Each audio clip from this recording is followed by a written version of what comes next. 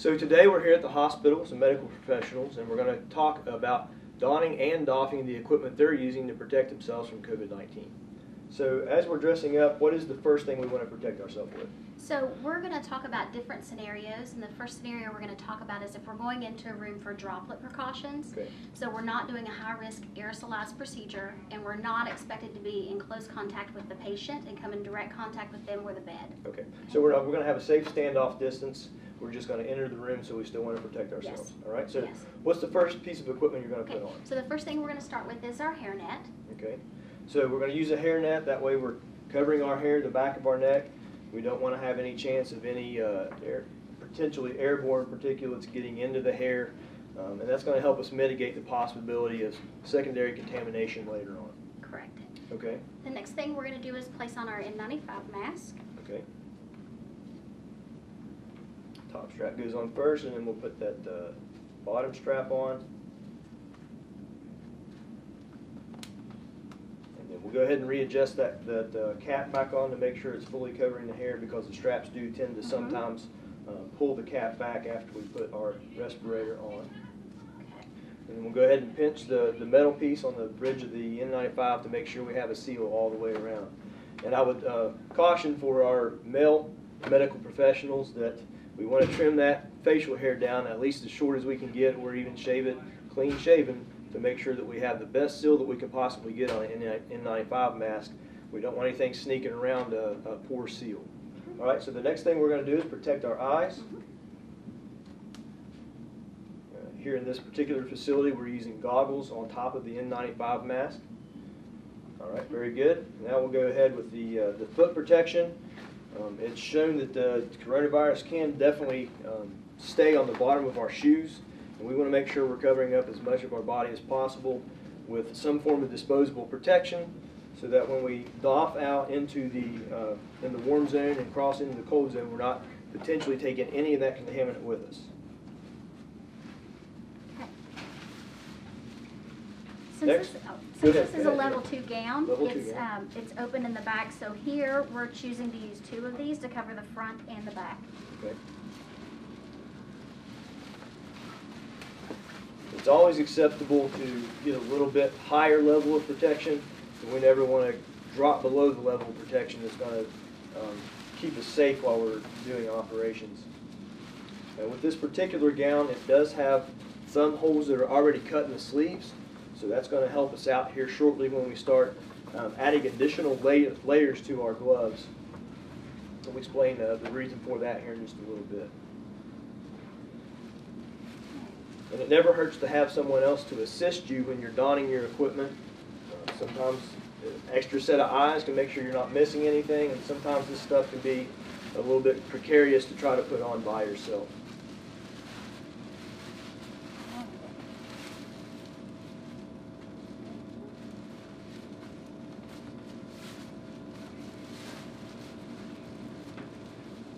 So now she's completely protected on the feet, all the way up her body. She's protected her airway, her eyes, she's protected the hair. The next thing we're going to do is go with a plastic shield that covers the entire face. That way, if there is an incident where something is aerosolized, or we do have particulates that end up in the air, that's going to help, 1, keep the N95 mask a lot cleaner, and 2, it's going to keep anything from getting close to her face, and it's also going to help protect the open areas of skin that we have that are not covered by any other PPE. The next thing we're going to do is take a couple extra pair of gloves, and we're going to stack them on top of the skin contact gloves that she's already wearing. What this does is it allows us to be able to keep clean hands. So if she has touched something that we expect to be contaminated or could potentially be contaminated, before she touches anything else, she would strip that top layer of gloves off, and now she has another layer of clean gloves underneath. Of course, when she gets down to that last layer, that skin contact glove, she's going to go ahead and decontaminate those with hand sanitizer, and then put some more fresh sets of gloves on top of that. And that's also going to help keep us clean later on when we doff the outfit. And you can see the first set of gloves went inside the sleeve, and she had her thumbs through the thumb holes, and then the rest of the stacked pair of gloves go over top of the sleeves to make sure that we have a good seal so that no contaminant can get up into the sleeve.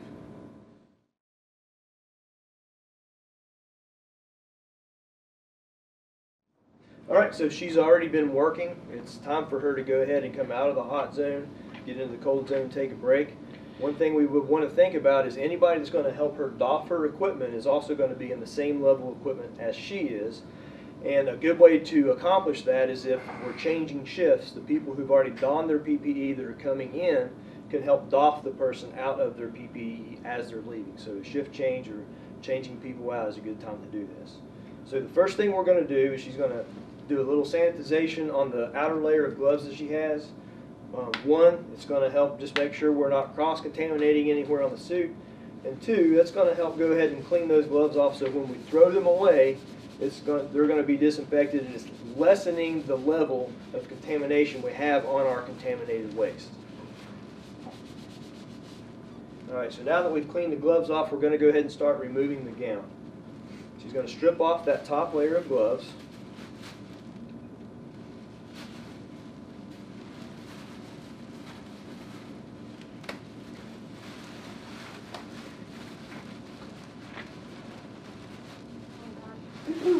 And of course your partner can help you. We want to keep in mind that if we're assisting someone in doffing a suit, you're going to go ahead and throw this away. It's already here in the trash can. If you're assisting someone doffing their PPE, you would only touch the outside of their PPE. And then when they're doffing, they're going to, as much as they can, only touch the inside of their PPE. Of course, if you don't have anyone helping you, you have to make the best of it. Just remember to try to sanitize and clean every layer of gloves that you're working with. So she's got that skin contact glove here. She's going to go ahead and clean those off. Make sure that they're good and clean. And now she's going to go ahead and remove the visor. We do still have that eye and respiratory protection. So I'll go ahead and take the visor. What would normally happen with this is they're going to have some buckets with a wash and rinse solution. And anything that's hard plastic like this can go ahead and be dumped into that rinse or wash solution for the prescribed time, and then put it in the rinse, and we're going to hang it up to dry until she's ready to come back in and put her PPE on again later. All right, so next we're ready to remove what? What would you all do next? We're going to remove the eye protection. Same thing, Okay. we would dip We're that going as to dip well. that. We're going to wash, let it sit. We're going to rinse and let it sit, and then we'll hang it up and let it dry. Make sure it's ready to go for the next shift. She's going to sanitize those hands again. And now before we remove the respirator, she's going to go ahead and take off her hairnet, take it down. Before we remove that, she's going to go ahead and take off the bottom, one of the foot covers. And as she does that, after she takes it off, she's going to step across our contamination control line here. So she was standing in the warm zone. She's stepping across into the cold zone. She's taking the shoe covers off, throwing those away. We're going to go ahead and sanitize the hands again, since she did touch those shoe covers, and those are honestly one of the more likely pieces of equipment that will be contaminated. So she can throw that hairnet away. And lastly, she's going to turn and she's going to remove that N95 mask. She's going to take the bottom strap first and bring it over her head, and then the top strap will come over, and that will be thrown away. And then lastly, she's going to strip off that last pair of gloves. She's successfully entered or exited the warm zone into the cold zone. And again, always being precautious, she's going to go ahead and sanitize her hands. And then as soon as she gets a chance, she's going to go and she'll go ahead and wash off her face. Any areas that were exposed, she's going to go ahead and clean those off again, just to make sure that she's preventing that secondary contamination.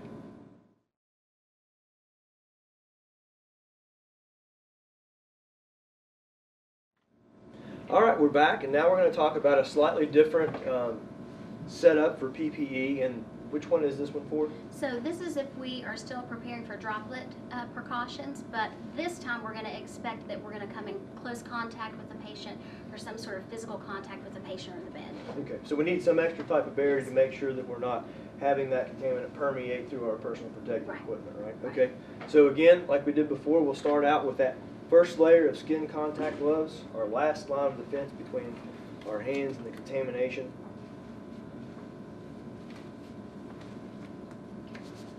Of course, we're donning our PPE in a clean area, so we're not too concerned about any of that. Go ahead and put that respirator back on to protect our airway.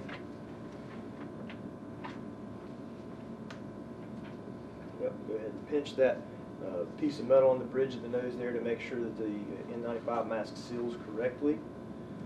Put the hairnet on top of that. Make sure we got all our hair tucked up underneath in the back. Get as much coverage as we can to make sure that we're protecting ourselves as much as possible. Protect our eyes with a pair of goggles. And again, you want to make sure that once you put the goggles on, if it's pulled your hairnet back a little bit, we'll go ahead and pull it back into place. Again, protect our feet with some foot covers, because that floor is often one of the most contaminated parts of the rooms that we're working in. We definitely want to make sure that we're not carrying any contamination out into the cold zone on our feet. All right, now we're ready for our body protection. And again, this is a little higher level gown that we're using. The one that we used previously was a level 2 gown, and this is a level 3.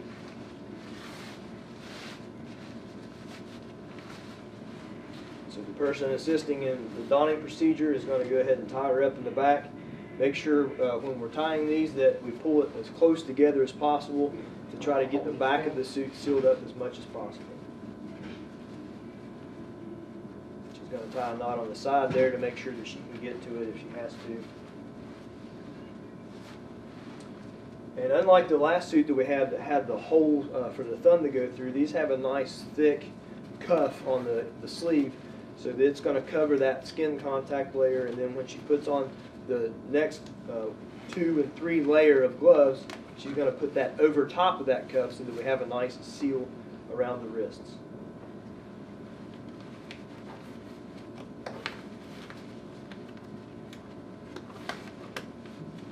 And then again, lastly, we'll finish off the ensemble with a full face shield. Again, that's going to protect the face better. It's going to keep from getting contaminant onto the N95 mask and on her goggles, and it also helps protect some of the otherwise unprotected area of the neck between the gown and the N95 mask.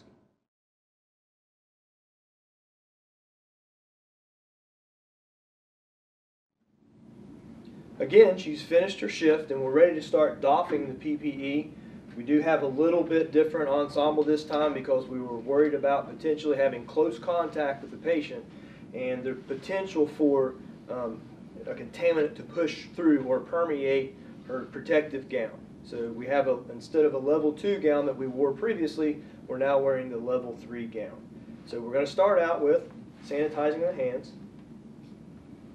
Again, it's always good, or it's never wrong to be overly precautious, but we never want to be under precautious or not following the steps that we need to. We always want to make sure that we're doing things that are going to prevent cross-contamination.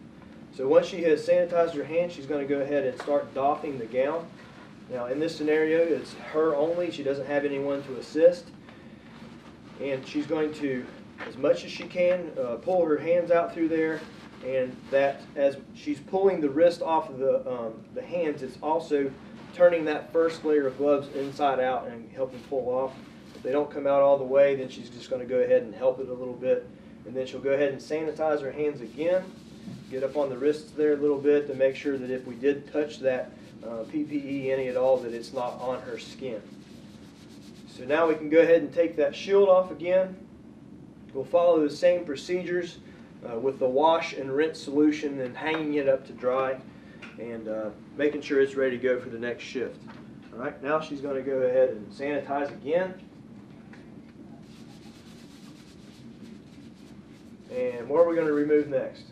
Goggles. We're going to go ahead and take those off.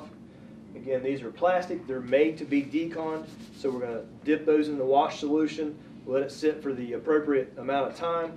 We'll put it in the rinse solution and let it sit, and then we'll hang it up to dry as well. So she's going to go ahead and remove that hair net. She's going to stand up to our line that we have on the floor here, and that represents our contamination control line. She is standing in the warm zone. Warm zone is where decontamination and doffing happens. As she removes that shoe cover, she'll step across the line. She'll remove the next shoe cover, step across the line with clean feet into the cold zone. Again, she's going to decontaminate those gloves. And And when she's ready, she's going to remove that N95 mask. She's going to put pressure on it, keep the seal. She'll flip the first strap over, or the bottom strap over the front, and then remove the top strap and pull it directly away from her face. It'll go into the trash. And then she'll strip off that last layer of gloves. And then once again, we're going to sanitize the hands to make sure that we are preventing cross-contamination as much as possible.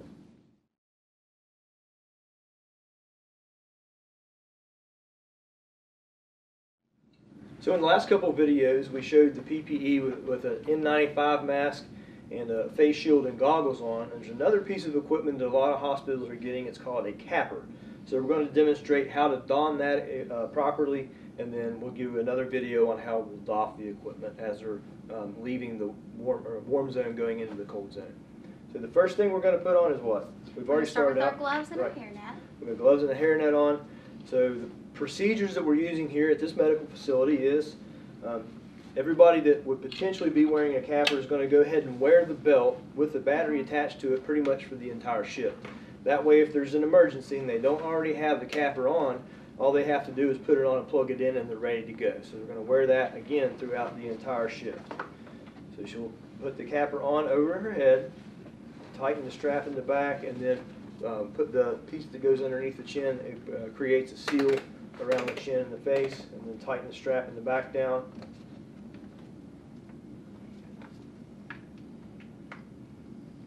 And from what I've told, this piece of equipment is very comfortable to wear. Some doctors are wearing it for an entire shift just to protect themselves. So really good PPE that we have available to us in some areas. All right, so next we'll go ahead and cover the feet. Put those shoe protectors on. Again, I've said it several times, but I want to stress this. The floor is generally one of the most contaminated areas that you're going to have in a hot zone or a contaminated area.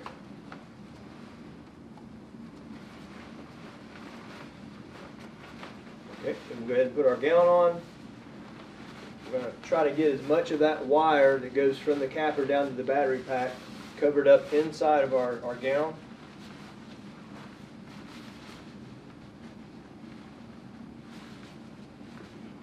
Feeling pretty comfortable? Very comfortable. Good. All right, so we have the gown on. Next, we're going to go ahead and stack some gloves on top of that.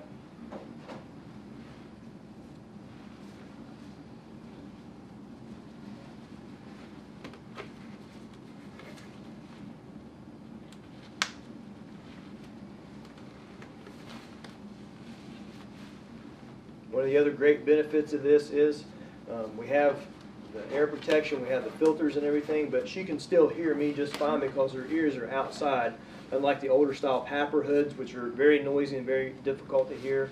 We can see her face, so if we have maybe a patient that's hard of hearing and can read lips, they can see that.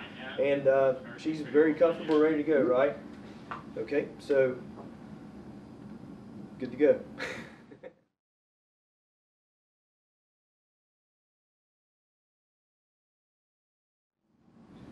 Now we're ready to doff the ensemble that we're using with our capper. So the first thing we're going to do is sanitize, as always.